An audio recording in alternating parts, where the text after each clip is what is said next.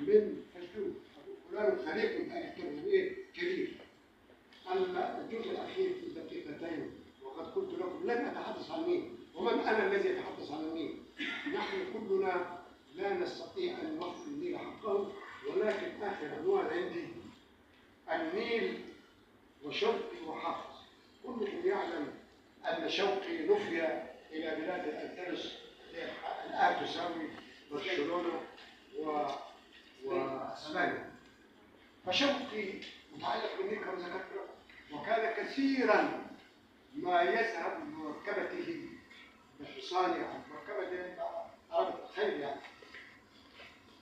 قرأت مرة أنه ترك ضيوفا عنده في البيت وقال لهم استأذنكم قليلا، ذهب إلى النيل، كتب هذه القصيدة في قطعة من الليل.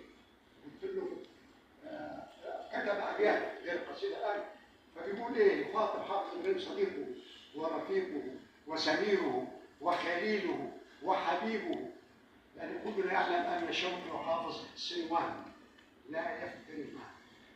قال شوقي لحافظ وهو في اسبانيا او برشلونه مشتاق الى النيل، فيقول له قد اشتاق في المنفى، قال له يا ساكني مصر انا لا نزال على عهد الوفاء وان غبنا مقيمين.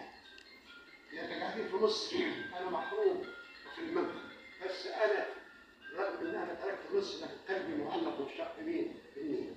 هلا بعثتم لنا من ماء نهركم شيئا نبل به وحشاء صادينا.